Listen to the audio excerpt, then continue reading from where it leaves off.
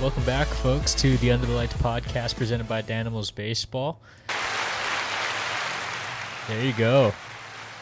I'm here today with my co-host Jaren Kawashigawa, and alongside him to his left is his father Glenn is joining us on set.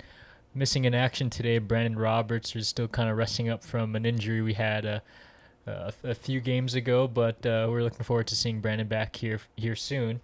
But we're excited to have Uncle Glenn here. He's been an umpire and been calling some of our games throughout the Danimal season, summer and fall this past season, and seasons before that too. So it's going to be nice to get this perspective from Uncle Glenn as someone from a neutral standpoint behind the dish, and we'll get right into it. I just want to, see what it's like to have your dad on the show. I know this is kind of like a nice little father-son bonding moment here. Well, when I first told or mentioned that we were doing a podcast, he was very excited. Well, first of all, he wanted to see it live. That's what he thought we were doing. But we're doing these pre-recorded, but his next request was that he would come on it. And at first, I was a little hesitant, I gotta admit. But the more he explained it, the more it made sense. He has a unique perspective of being an umpire. And I think that's maybe a perspective that people are curious about. Is like, the things that we show, like online, what the Danimals do, it's fun and all, but what is it like as an umpire? Maybe, the guys who hold the rule book to the game, who are supposed to get the game going, what is it like for them to, have us or seeing us and have us for a game? And then my dad's very well connected, as is Ryan's dad, and a lot of other older folks here in Hawaii. Hawaii's a very small place, but you're very well connected in the baseball community, so this is a nice little segue to hopefully bringing on some future guests as well. Welcome, Uncle Glenn. How do you feel? Thank you. Excited to be here. Yeah, I think Jaren hit it right in the head where it's, wherever this podcast takes us, I think it's going to be pretty cool because everybody in Hawaii, especially in the baseball community, know each other. And it's a very close-knit community.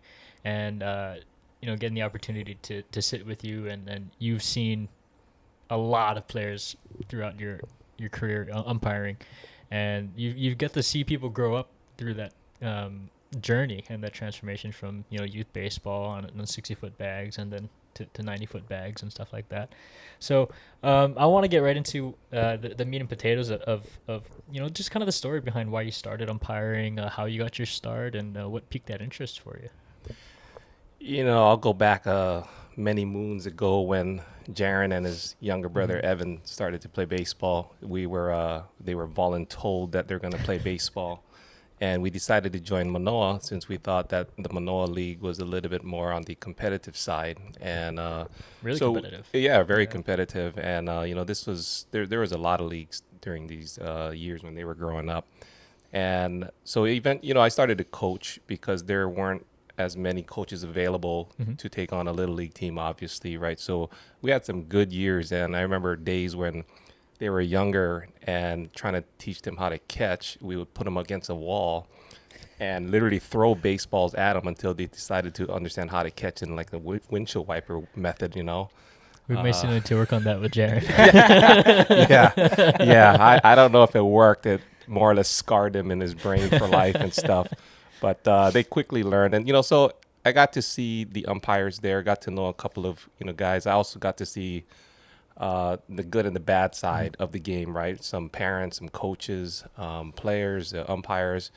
So as they started to get older and I started to relinquish the reins on coaching and just basically taking a backseat approach and started to have the coaches coach the players, I started to kind of think about, what happens when they're out of the game. I still love baseball, always loved it. And I thought a good way is to kind of come back. And there was a guy, Richard Yoshida, who is the Manoa. He's infamous Robert and Richard Yoshida, who run Miso Softball League in Kahala and stuff. Great guys, great brothers. And he said, come out. We'll teach you how to umpire. Okay. So I remember just going out for like an hour at Wilson Park in Kahala and him going through, okay, here's what you do. Here's what you do. Okay, you can get a mask and go behind the plate. Let's call a game tomorrow. No, I'm not ready to do that yet. So it took some starting off. I started off at the Pinto level back in, I think it was like 2017.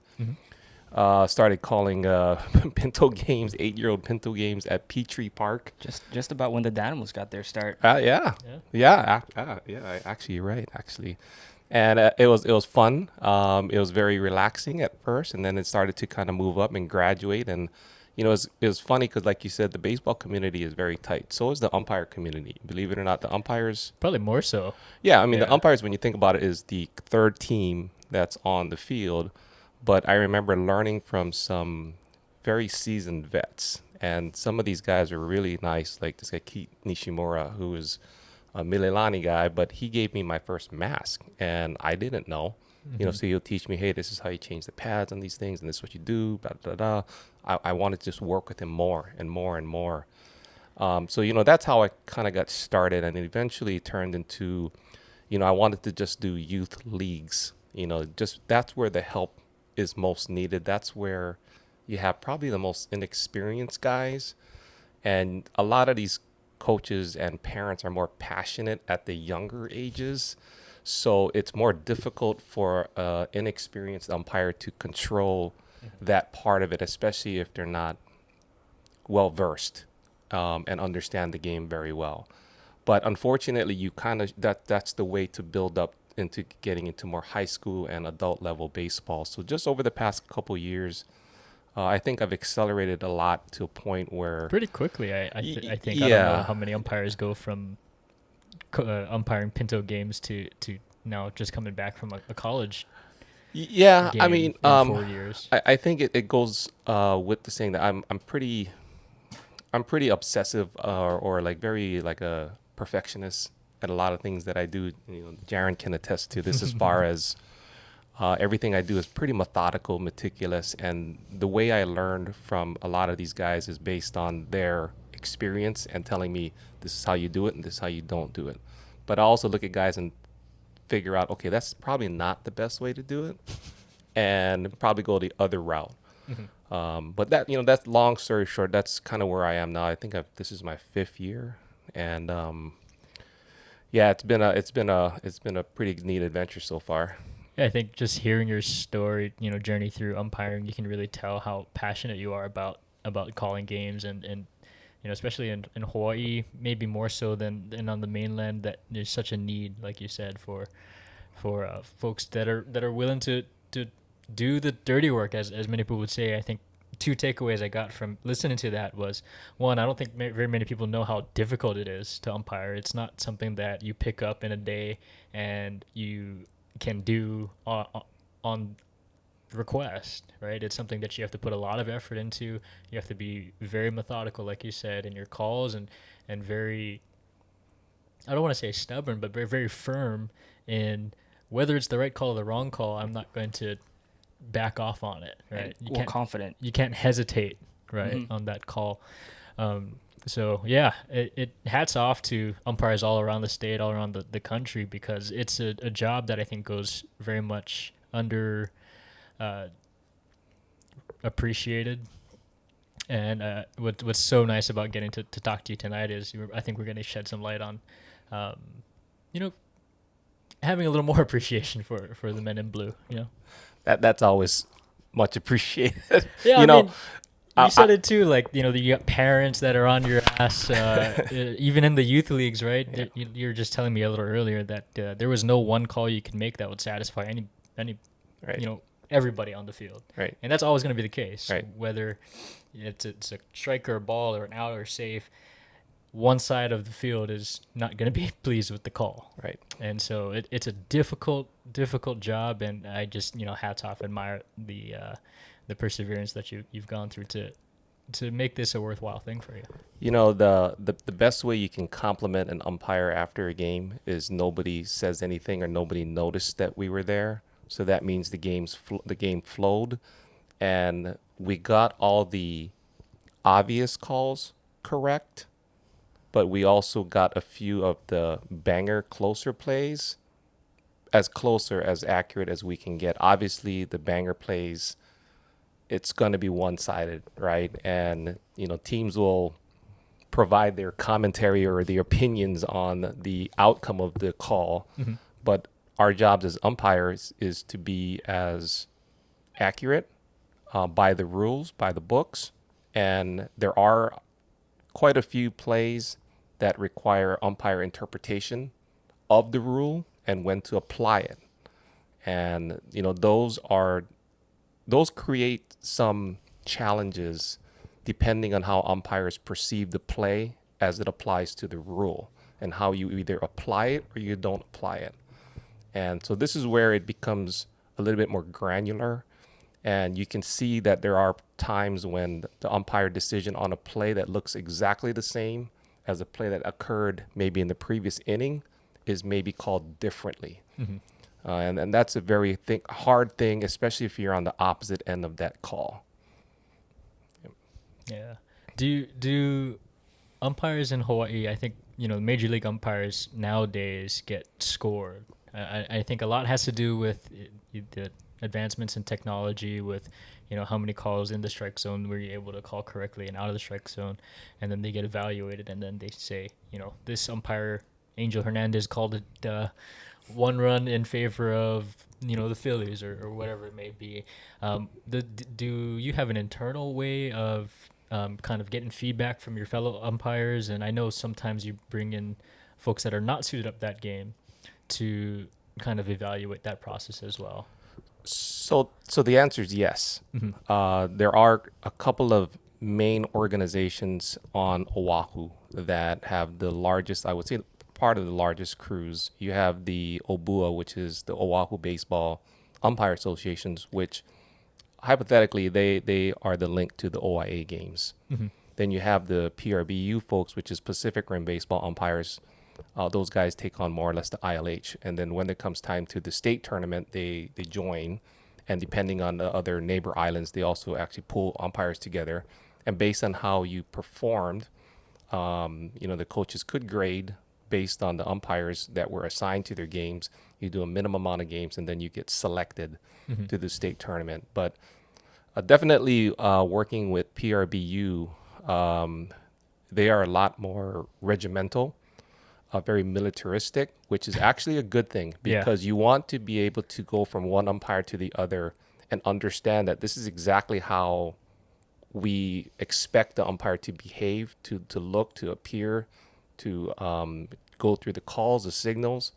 You really don't like it if people are all over the place. So there definitely is a way. I remember when we first started with the PRBU, we actually had a checklist. This is the way you had to look. This is the way you had to appear. You can't wear a watch. Your belt has to be, your buckle has to be right at this point. Your shoes have to be shined. All of these things.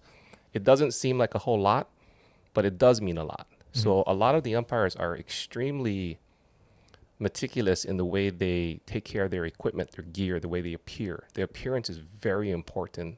You want to look as professional as you can, and look as a team, so, but there are grading. People do. I remember getting graded. In fact, tonight, just coming from that UH scrimmage game, the head of PRBU, Jim LeBeau, was there to watch over me, to give me some critiques and some things. And there were definitely a lot of things that I could have done better. There are a couple of balls and strikes that I definitely missed. Play I could have gotten better. So it's always a learning experience, definitely. I don't think there's ever a perfect game that's called by an umpire.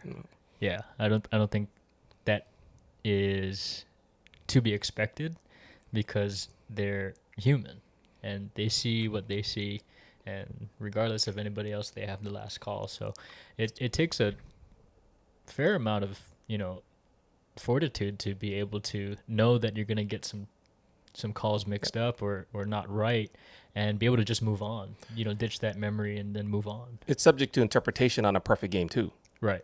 If you're on the opposite end of a 10-0 game, and then every call went against you, regardless if it was right or wrong. So that's just the nature of the game. And we're here to apply the rules, make it as fair as we can, be as independent and out of the way of the game as much as possible, but just be there when a call is needed. Yeah. So I think we're just going to go to a break so we can flip the camera batteries here just for a moment. On the other side of the break, please tune back in to get the umpire's perspective. Thank you, Uncle Glenn, for tuning in to today's episode. This is Under the Lights, presented by Daniels Baseball.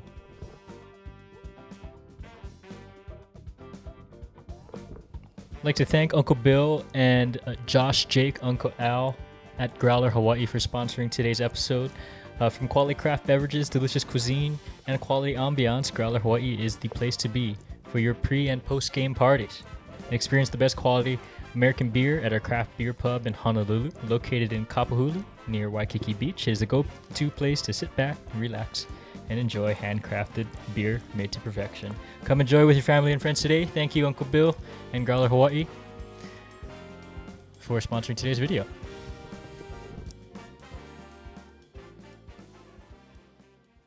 All right, folks, welcome back to Under the Lights, presented by Danimals Baseball. Today's guest, Glenn Kobashigawa, affectionately known as Jaren's dad, and Mr. Umpire. Mr. Umpire. Mr. Umpire. Are you sad at all that you weren't the guy to get mic'd up for Mic'd Up Edition? No, because I laugh at the guy you guys did on mic up. He's a funny guy. He was pretty like, I mean, he went with it. I wasn't there for the conversation that Emerson had when he asked to do it, but I would have liked to hear that. Is that umpire the type of guy that you would expect to go along with a bit like getting mic'd up? Yes. I think a lot of people like that. I mean, That yeah, little it was great clickbait. He didn't say anything that was too like interesting or like Yeah, nothing. we needed to be besides- controversial that inning so that we could just get some good content. Yeah. He's a good guy in a sense where he understands the type of game and the kind of either banter or not. You know, he can turn it on or off if he needs Yeah. to. Yeah. Well, that leads me right into the next question is, what's it like umpiring for the Danimals? Because, coming from high school ball or college ball, and then you get into this league where the pace is a little different and the competitiveness is a little different. What's that like for you? Funny you should ask. So just recently we started to go back to AJA games. Mm-hmm. And AJA is a lot more intense. Mm-hmm. It's a lot more competitive. There's a lot more jockeying or comments that come from there. So doing the Danimals games is fun in a sense where I'm going to try to be as accurate and clean for the game as possible, but understand that I can have some conversations, which is healthy. Yeah. You know, it doesn't really disrupt the game. So the part that I enjoy a lot that people don't get a chance to hear or see is I like talking it up with the catchers. Mm-hmm. If I see a batter I recognize, I'll give them fist bumps because maybe the game, as far as the outcome of the game, I'm saying, may not be as critical to some Right. in this condition versus like maybe an AJA game or a legitimate varsity game, right, for the high school level. That kind of game, we won't say anything, we won't do anything, even though I know you. Mm-hmm. There's a mutual understanding. So I think that part of the game, the banter, the conversations, but all joking aside, when it comes to baseball, I'll still apply the same umpiring. Yeah. I think I caught for a couple of games with you behind the dish. What was that like? Because I think every time I caught before you, I'd apologize before the game started. Like, hey, you got me behind the plate today. You're a tinier guy that from behind the plate than I'm accustomed to at the high school level. So it was a little bit, scary at some points. But fortunately, unfortunately, you guys don't have any guys who throws in the 90s. Yeah. So, I'm I wouldn't be pretty catching if that comfortable. was the case. Exactly. Yeah. Okay. What is like? I can imagine even at the smaller levels where maybe the pitchers aren't throwing as hard, but you do have smaller catchers behind the dish, pitchers who are a little bit more erratic. What is like how often are you getting hit by balls? Whether it's a catcher missing the ball completely, whether it's a foul tip. I've seen some of the bruises just because I live with you, so I see you running around the house eating little BBDs. But what are the bruises like? How often are you getting those bruises? You can't give away my secrets on the air. You're lucky I got some pants on here. That's actually not how normally I get hit. The more or less I get hit is either off a foul tip, foul ball, or it ricochets off the ground and it ricochets off the catcher. There have been a few instances at the younger levels where catchers will just dart out of the way And those are not fun. But I have had also some high school catchers that could use some work. But the majority of the hardest hits that I take, the ones that we don't like the most likely are foul tips, or the fouls that you can't do anything about, because coming off the bat is coming quicker than when it actually left the pitcher's hand, right? So those are, to me, the worst. Some of the smaller catchers actually are kind of funny because they're emulating the older kids. They watch the older kids, so all their little antics, and they have their sunglasses and their little signals and stuff like that. It's hilarious to watch, but it's because they're looking up and they're seeing older kids go through this routine and stuff. So occasionally I'll tell the kids, like at the 10 and 12-year-olds, hey, instead of saying balls in and going down, just flip your arms out and go two. and they'll look at me and they're like, what? Yes, yeah, that's what the big kids do. They just go two, and then they'll know. They go, oh, for real? Oh, yeah, okay. So I think that says a lot about baseball in general. I think we're seeing a lot of high school players now, and even younger than that, like the Little League World Series, a recent Hawaii team went up there, kind of all emulating what they see on TV, what they see at a higher level. Back when I was playing high school ball, it was like, if you had white cleats, you were a stud. If you wore sunglasses, you were a stud. Oh yeah. Otherwise, hands off, right?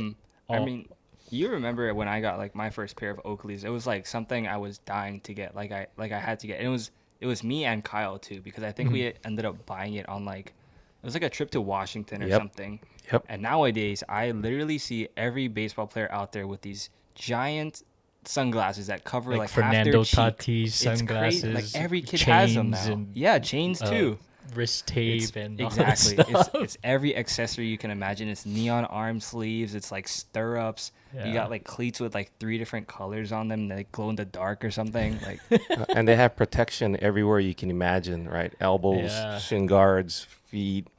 Some have like right by their wrist and things. So it's an accessories galore for these kids. Yeah. you look good, you play good, right? Right. Well, yeah. If you don't play good, you can also look good. So. That's like the motto of Daniel's That's what I was baseball. gonna say. That's us right there. We got these flashy jerseys, and then we lose in the playoffs. But no, there's something to be said too, I think, about somebody who doesn't care about appearance and just wants to get someone like Will Myers comes to mind when you think of guys that are just like, no batting gloves, just long pants, black cleats, and I hit ball, and I hit ball far. Yeah. So Daniel's recap, we're just going to take a look back on the 2021 season, both summer and fall, which I think you had a part of a few games of ours. I want you to maybe talk us through your favorite Daniel's baseball game that you either saw from an umpire's perspective or from, you're there a lot when you're not calling the game along the fence and watching our games. And then you're obviously one that watches a lot of our videos on Instagram, always kind of He's our number one fan, man. Comments on every video, every post that we have. I do. Always has something to say. I do. Yeah, I do. But what was your favorite Daniel's baseball game? Favorite Daniel's baseball game? It's I think only because maybe I know I wasn't there, but it was your Halloween game. But I watched the video of that YouTube thing, and it was pretty remarkable how you guys even played in those costumes. And I can only imagine, I was thinking to myself, I know the umpires at that game. I'm wondering how amused they are or were. I don't think they were particularly amused at the beginning, but they lightened up at the end. Yeah, because it's funny, but and worse, the other team did not dress up at all. So a bunch of party poopers. Except for Gideon. If you're watching this, Gideon, great effort out there.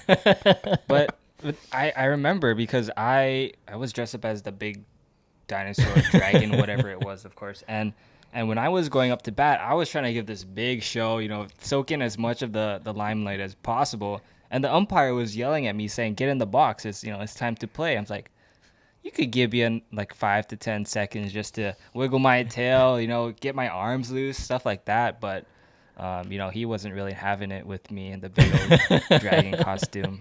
Wow, I thought the best costume was Nacho Libre.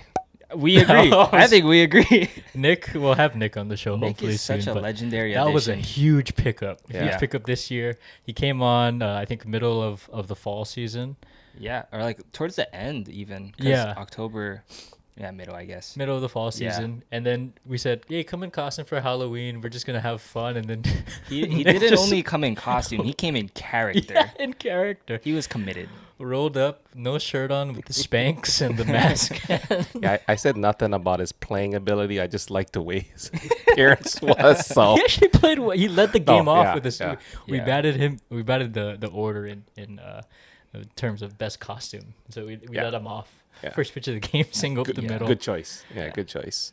But then that game, I also remember you you handed Royce an assist because Royce dressed up as Mr. Umpire for that game. That's And right. It was pretty amazing that he was able to actually fit your clothes. It was big on you, maybe, but it fit him perfectly. So I try to stay as thin as I can be, but it's just been a struggle.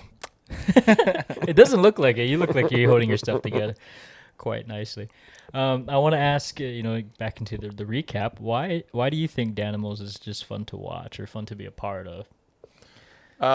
I think it gives an outlet for the serious side of baseball to be still played at a high level because you guys still can play. I mean, there's no doubt that if you folks really wanted to compete, you probably could. It's just a matter of, when you win or lose, you still actually have a great time, right? And I wish a lot of teams would take that. If A little- anything, you're gonna take away from Right. our team. So, it's that. so Jaron knows when him and his brother were younger, I used to drill into their head, hey, I think you should go on and just talk to the other team. These are kids that you're going to grow up with, playing against, playing with, and maybe even after you graduate and stop playing legitimate league baseball, you might be either playing softball, adult leagues baseball, and when you see them in their 20s or 30s, the relationship is different. Like it goes back to what you said earlier, right? Baseball is pretty a tight community. If you are known here and I used to play with you, I used to play against you. What do you do now? Hey, and boom, let's play here, let's play there. I think that's what makes the Danimals things a little bit more enjoyable to watch. It's not a bunch of guys coming out here to try and win. Winning is great, but I don't think that's really top of mind of what you guys are trying to accomplish in having a great time out in the field.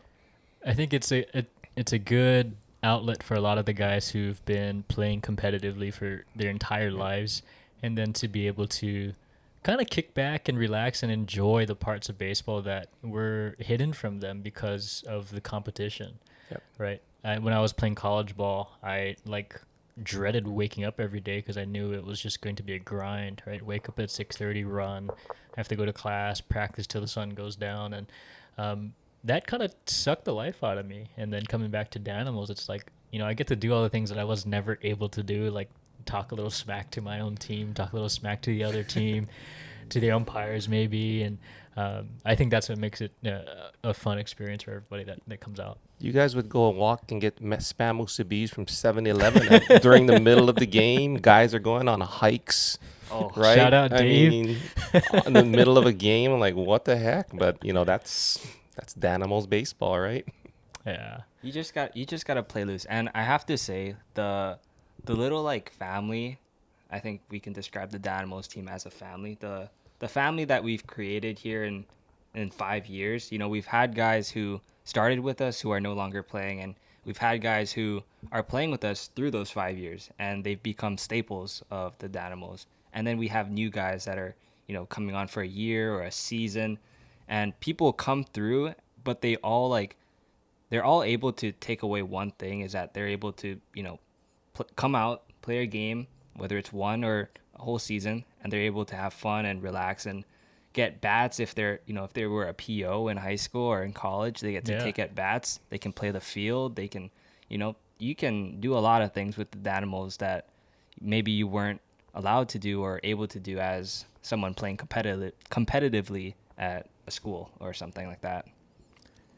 But I think the game of baseball is very interesting because every game you see stuff or you experience stuff that you've never experienced before.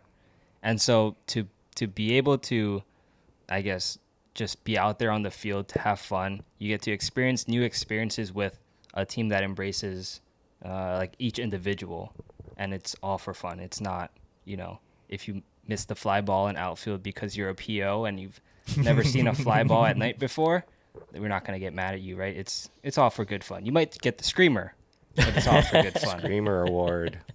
Good thing the umpires don't qualify for those awards, right? I'm Well, now that you say that- I'm not giving you any ideas. Now that you say Next that. game you're coming out, you're getting the screamer. Well, let's go to a little bit of a break. I think we're just going to go right into an ad read. We're going to shout out Aloha Caps and Aloha Mitts. These are both companies founded by the Lau brothers, so Everett and Emerson. Everett, a D1 infielder, and Emerson, the business and digitally savvy brother, has brought high-quality hats and mitts to the islands of Hawaii. You can find them on Instagram at Aloha Caps and Aloha Mitts. That's at Aloha Caps. Aloha _ caps with a Z and at Aloha Mitts.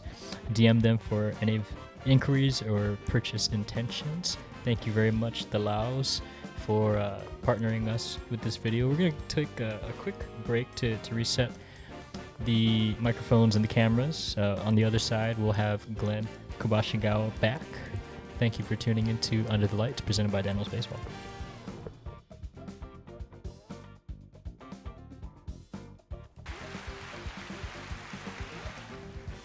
Thank you, everybody.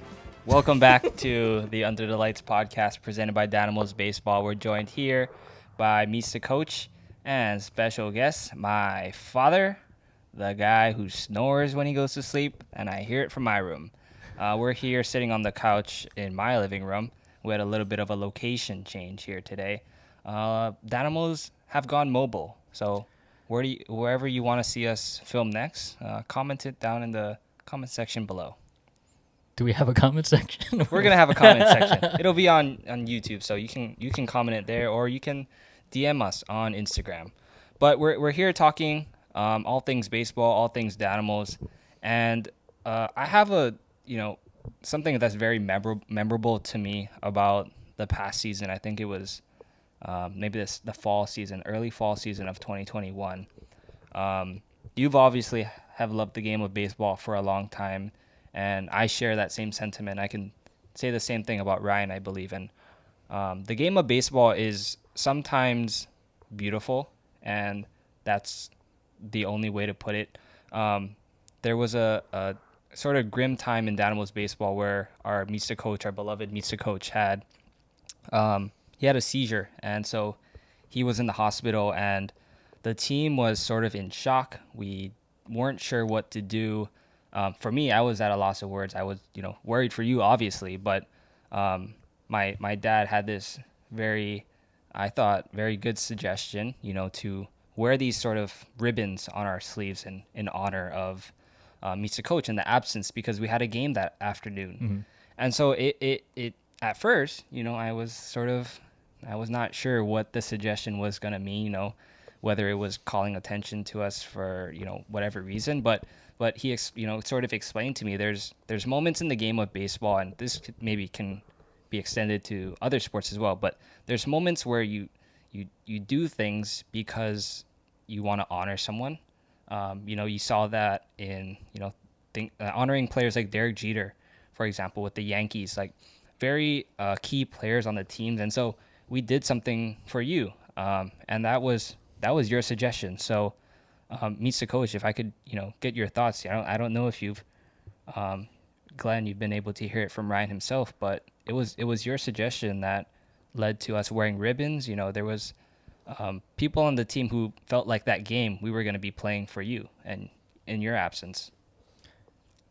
Wow, yeah. I had no idea that was a call that was made by you, and once I kind of found out that happened, it really came home to me. I think it really gave me some perspective into who all these people are in my life, and they're just not their actors or people that kind of hang around, but they're people that give a shit about me. Mm-hmm. So yeah. just for some perspective, I had suffered a seizure in July, I think it was. It was the July 4th game that we had the ribbons on, and I don't recall much of it because I was unconscious. So, but I was in the hospital for a little while. I got a little nicked up on the face. The moneymaker has taken some beatings over the years.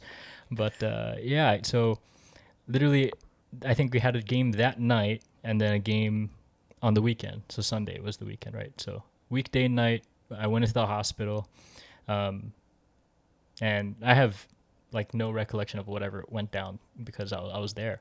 And come to find out that we grinded out a game on Wednesday, and then Sunday I think I had been discharged from the hospital already, and I came out to see everybody, and then everybody's wearing these ribbons, and like you said, there's something just a little poetic about baseball that is hard to explain to people who aren't around the game that much.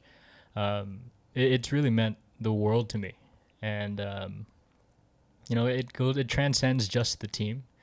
I think I don't know, I'm just kind of a loss for words. It's incredible that people like yourself, who I've only known through Jaron,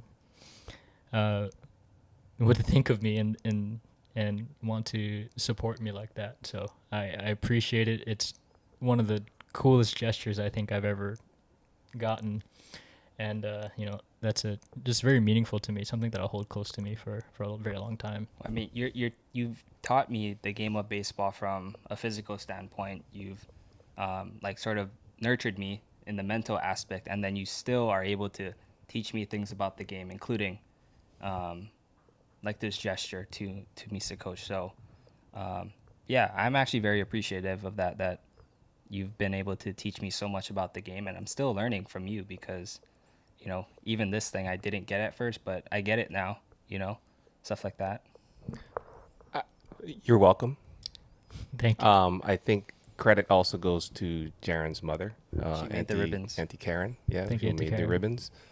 But it's bigger than baseball, right? I mean, there are certain things. Sports is such a powerful vehicle, and a lot of times when things that make me cry actually are moments in sports, like just the tragic passing of Kobe Bryant and his daughter.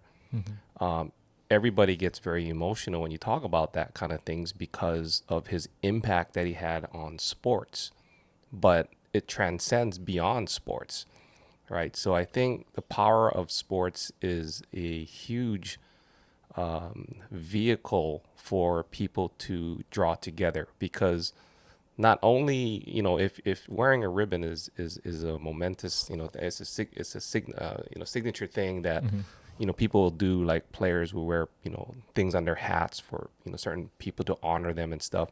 But not only that, it's very unique where the other teams will join in. Like when you see these tragic accidents that happen on the football field of a player that's well respected, by the way, both teams come over. Yeah. And it makes you wonder why, and they understand that it's bigger than the game. Now, I think the part that goes by you getting this respect is because you're well respected on and off the field. Folks that have probably a little bit less of that leeway are probably folks that don't look at the game or maybe life in the way that it was intended to, right? Somebody's going to win, somebody's going to lose. Somebody's going to win the championship, somebody's going to finish second. How you going through life with Jaron and folks, it was funny because we were never blessed with the best athletes per se that make up the best team. So we would either say, look, you win humble, but you lose graciously, right? And if both teams accept this way, then the game can be very beautiful in victory or in loss. So we used to have this model for a team, and we were funny because dating myself back when Evan was still about, I think, 12 years old, and he was about to try out for the Punahou baseball team intermediate, which he didn't get a chance to play. He got cut. But we had like almost a second tier level kids, all from Punahou. So we decided to name the team Black and Blue, not buff and blue, right? But a play on words like black and blue. And so we used to tell the kids, look, guys, I mean, we may not win a whole bunch of games, but I want you guys to go out there, have fun. In fact, you know what we're going to do? When we go through this batting order, however we finish this game, the next game, who was supposed to come up to bat, that's our leadoff batter. And we're just going to keep doing this because it just goes to show there's no preference. You want to play shortstop? Show me you can play and I'll put you there, right? But our motto was, if you can't beat them on the field, beat them in life. Right? Because eventually the kids, they don't understand when they're 12, 14, 16. But now when you folks are that age, you didn't understand. But now you do. That if you look back and you say, man, look at my career. And all through those years playing baseball, I may not have been able to hit a 400-foot home run. But what good would it have done back then anyway? Unless I'm playing in the majors. Right? So, and you see some college guys that go through this, turmoil and the pressures that they have on them, because at these elite levels, man, you could be super talented, but there's also, Hawaii is small. Yeah. And if you think you're great in Hawaii is the size of a small city in like California. There's as many players out there that are probably bigger and stronger. You really have to stand out. So it's hard to make a living playing baseball, right? Or in any sport, professional sport per se, even coming from Hawaii. So when you see a Colton Wong or, Suzuki, right? Those are just special, unique guys, right? That, if they were young, they were driven, they were built, they had the talent, they had the brains for it, go for it, right? But you don't see the majority of the others that have that dream, but may not have a secondary plan. Yeah. Right. And they may look at baseball as their life, but not have a career path to fall back on. Whereas I think the more safe approach is, get your degree, get a good job. Yeah. And then have baseball as your entertainment vehicle, right? The social aspect of it. So yeah. I think that just kind of goes, with what I want to be remembered for, and what my legacy will be is never about, I hit 500 and stole 20 bags and led the Triple Crown or whatever. Stats aside, I just want to be remembered as as Mr. Coach. Yeah, that's Mr. Coach. Perfectly. Somebody that got a good group of friends together and had more fun than anyone else, and that's what I look back on. I've won state championships. I've been to the playoffs in Division III baseball, college baseball. But when I look back and reflect on what stands out the most, it's like Sunday ball in blue with just a great group of guys. So I think we ought to take that suggestion from you with the whole batting order thing. The last person to get out leads off the next game. It's pretty funny. How often does Landon get out in the third out of the game? I mean, we put him lead off anyways, but that's up to upper management, I think. But I think Misa Coach, for the last segment here on the Under the Lights podcast, we have a reoccurring segment called the Rapid Fire Questions. Rapid Fire with we got some good Mr. ones Umpire. for you. We got some good ones for you. Uh-oh. Jaren wrote all of these, so No. Oh, no. you can take it up with him after this if you're not pleased with the. Am I allowed to pass? No. Okay. No. You don't have the fifth. Oh, shucks. All right. Rapid Fire with Mr. Umpire Glenn Kobashigawa. First question here. Worst catcher on the Danimals to call a game with? Worst catcher? Yeah. Worst catcher. Ren. Sorry, Ren. Still love you, Ren. Most entertaining at bat from the Danimals. Who do you have the most fun with watching try to swing a bat? Landon. Kind of to be expected, though. Yeah. And I think Emerson might have been also an okay answer. Runner up. Yeah. Yeah. Oh, actually, or B-Rob's cousin. Juwan. Yeah. Oh. Yeah, actually, I changed my answer because he's hilarious in the box. Yeah, it's funny, and I'm almost wanting him to hit the ball. Yes. Yeah. Juwan came up in our other episode. Juwan but Bohannon. Yeah, he was a rapid fire answer too. I think I asked Brandon, who would you want to be the worst throwing partner on the team? He's like, Juwan. So, love you, Juwan, but sorry. Yeah, sorry about that. Have you ever come close to throwing someone out of a game? Yes. Can you explain? I'm not sure I want to say. No, you don't have to say who, but maybe a situation. Definitely getting banter from the coach, player, coach fan? from a coach around a call that I had made. Baller strike call or out of No, strike it was call? it was a out. It was a check swing call, and based on my position on the field, that's where I was supposed to be. But it wasn't the best angle that I could be in if you had a larger umpiring crew. So it wasn't the ideal position. I get that, but that's the position that I'm supposed to be in, and he just basically went off on me. You're in the wrong position to make that call. Blah blah blah blah. blah. So then at that point, I know where this is rapid fire, but just a question that I had. At that point, what stopped you from throwing him out? I basically told him stop. Otherwise, I'm gonna toss you. That's enough. So yeah. the final warning. Yeah, that was probably one of the more angry times that I got, during an umpire game. Generally, You're pretty level-headed. I'm yeah. pretty tolerant. I'm pretty deaf. I let people get away, and I'll just maybe tell them on the side, hey guys, come back to it after and listen. If you got something to say, then whatnot. But I'm pretty tolerant. Yeah. Right on. Fourth rapid fire question here. This is from Jaron. How many times per month do you go to Starbucks? Per month? Per maybe a week? If it's a month of 30 days, maybe 30. What's the go-to order? It's the same thing every time too. Tell him. Venti sweetened iced coffee with half and half. There you And all the guys at the Kapahulu Starbucks, shout out to you guys. Thank you. Yeah, they are great to me. Do you know over them there. by name by now?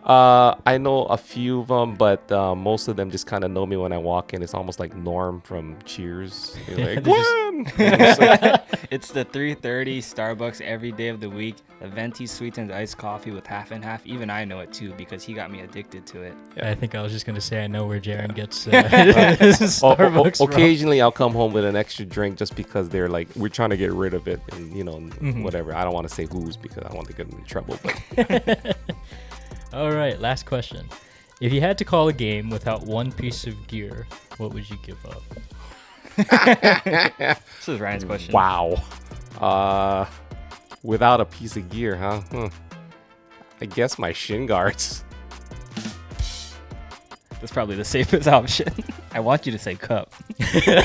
I'm not. That's my number one that I will think- not forget. I think you'd rather wear a cup than a mask. Like, Maybe because I can hide behind the catchers, but getting hit in the face would be pretty bad. yeah. I was gonna say just ditch the clicker, man. Yeah, That's cheating. That's like That's cheating. cheat. That's a piece of gear. Doesn't make equipment gear, but Just yeah. gonna get yelled at for Yeah. forgetting the count. Yeah. Yeah. You gotta keep like it's 2 and 1. I know. It's happened before where I've forgotten the count. I'm like, please hit the ball. Please hit the ball. Well, that wraps up rapid fire. Thanks for that. Gonna go into one more break, and we'll see you on the other side. Thanks for tuning in to Under the Lights, presented by Dynamos Baseball.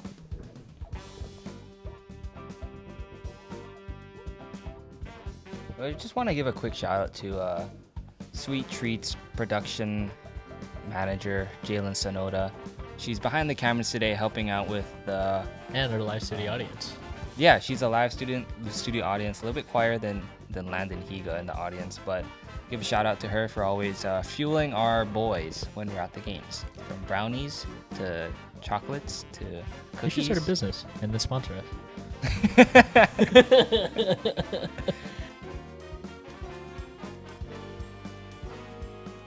Well, welcome back to Under the Lights, presented by Dynamos Baseball. We're wrapping up with Mr. Umpire, Glenn Kobashigawa, also accompanied by his son, Jaron, my co-host. My name is Ryan Nakamura, also called Mr. Coach.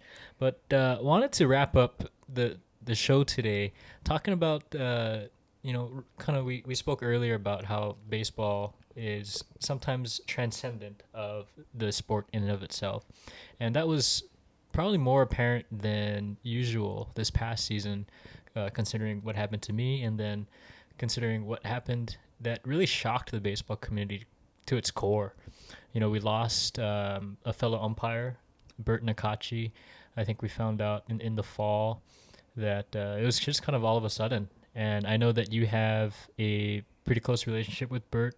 And I think anybody that's played baseball in the state of Hawaii has, by nature of the game, had an interaction with Bert. And he really meant a lot to us as somebody that was just a pillar in the community, someone who was always there to call a game and always somebody that we could, chat with and and kind of get to know. So I wanted to just get your perspective. I know as the Danimals team, we offered our condolences on Instagram and really felt that loss. But I think you more than any one of us might have felt a little different. Yeah, I met Bert a couple years back when we started to do getting into more high school, the OIA, umpirings, baseball games and stuff. And Bert you're right. I mean, he was a pillar in umpiring, well known across the state. He and his brother, Ken, highly regarded, highly respected, many years of experience. It's a situation where, like you said, like in your case, it's beyond baseball, right? Despite, I'm pretty sure that there's been many challenges on and off the field. On the field more so because he's a parent, because he's an umpire. Whether or not you liked his call, did not like his call.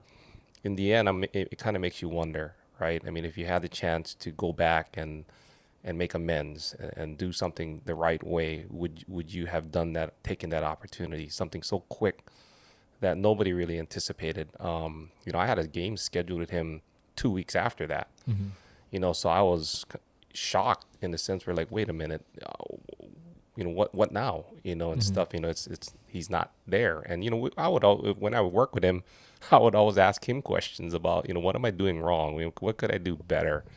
Give me some helpful tips and stuff.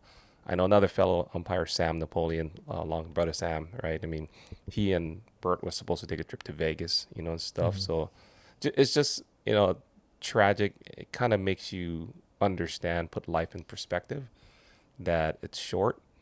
Don't burn your bridges. Try to make amends as best as you can. Be respectful. Understand that in the heat of the game, that competition is there. It's welcomed. We want you to be excited, be happy, be angry. But at the end of the game, regardless, just go about your business, right? Yeah. Respect. Yeah. So nothing but respect for Bert. He will be missed, not only on the field, but also off the field too. I think it just says something about Bert, the impact that he had on people that didn't really know him personally, right? As a baseball player myself, he and I would talk and we knew of each other, and I was kind of the guy that would hand him the game balls and we would talk a little bit. But when that news broke to me, it was like pretty difficult to process. And I think that just speaks volumes to the kind of guy he was, the way he carried himself, and of course the impact that he's had on the baseball community. He'll be dearly missed. When you think about it, guys like Bert, it's funny, umpiring, when you look at a older umpire, you almost can assume there's many years of experience behind that guy, right, or that gal. And it's funny because you rarely see a seasoned vet umpire who's in their 30s, right? Normally, it's the fathers that give up their time after the kids have grown up and decide to come into, like, for me, starting my career as umpiring at like 48, 47 years old. But when you see a Bert, you kind of understand what you're going to get as soon as you see him. Yep. Because he's been he's been around for so long that you kind of understand. When you see a new guy like me coming out, the coaches will look at me and go, "Wait, who's this guy?" When they see Bert, they kind of like, "Okay, I know what to expect. I know how to kind of, I know how he'll manage the game. I know he's going to manage a good game, so I don't have to worry about it per se." Right. So, I mean, it's kind of difficult when you lose that kind of experience or seasoned It's nothing person. that you can get taught in a textbook. You It can't just replicate comes from, Bert, what he did. yeah. I mean, that's just the way it is. Yeah. So I think his reputation and his legacy certainly lives on. One of the things that I think, for just how the way that the Danimals is structured, we film a lot of our games, and so we had a few like video clips of Bert, and we had this one really nice clip of Bert and his brother Ken. And it was like right before one of our games when we were playing the national anthem as sort of a joke. But, everybody went along with it because, as you do with the national anthem, you have no choice but to stand at attention. and it was just, you know, sort of a lucky thing that we got on video. It was, you know, a really nice picture of Bert and his brother together umpiring for, you know, kids, or maybe not kids, but men like us, just out there having fun. And I think that's gonna be one of the ways that I remember Bert. You know, being there with his brother, enjoying the game. I think after that game, he said he had to go take care of his new puppy that he just got. So that will be, you know, certainly one of the things I remember him by. Yeah. Rest in love, Bert. Well, I just wanted to open it up to Uncle Glenn here for any closing remarks. I know we kind of set the tone a little sentimental there, but Please don't try to compensate for that and say something that only you know about me. Well, Please. if any closing remarks and any embarrassing stories or It's gonna be quirks censored about out. Jaren. Quirks. You think I'm quirky? No, I mean, like, maybe you put your left sock on and then your left shoe and then your right sock and then your right shoe. Never.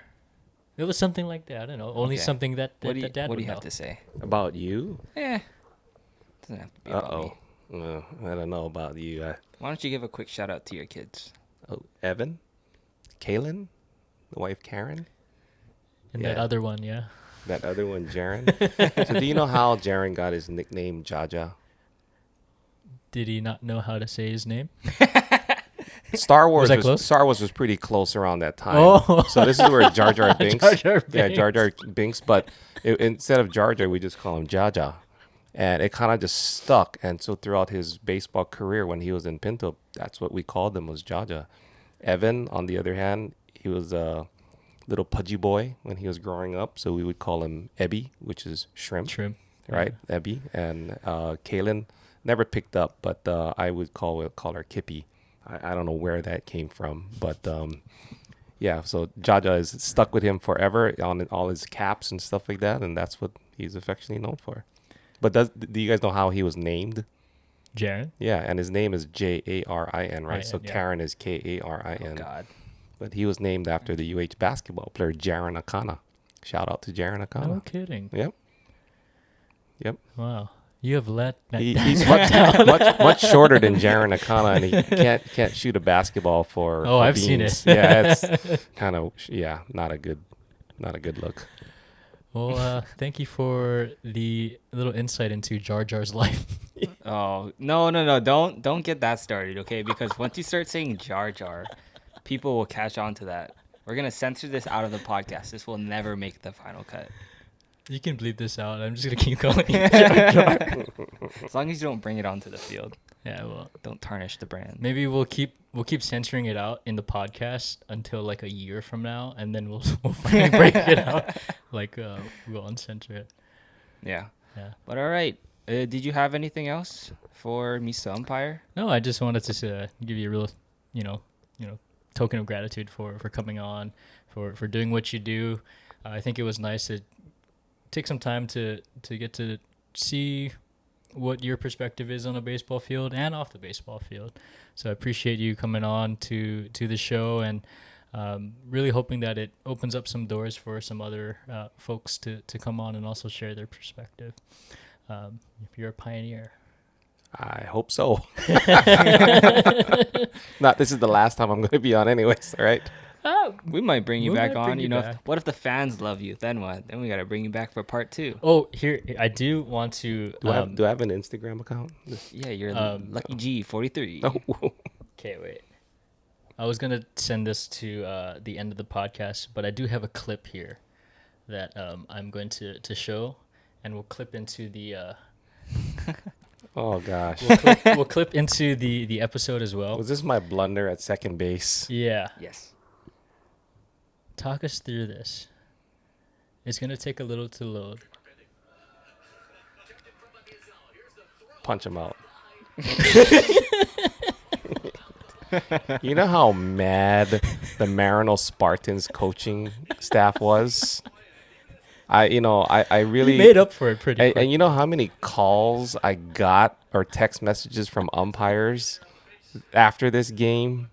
I was so convinced that the Iolani kid right here caught the ball right there, because you see how he sweet came tag around, right? and all that cloud of dust right there. I'm looking straight down because you see my angle there. Well, I punched him out great, man. That was a great punch out. But that's a lesson learned. That was a rookie mistake right there. By the way, shout out to Marino. Marino won this game. Yeah. But that kid right there, who's the shortstop right there, actually is going to USC to play baseball. Yeah. He actually left Hawaii, went to a mainland school during COVID years, and I heard he's doing great things and is going to go to USC. Yeah. So congrats to him. Although this is it's something that we all laugh at, I think you handled yourself as well as you could have in that moment.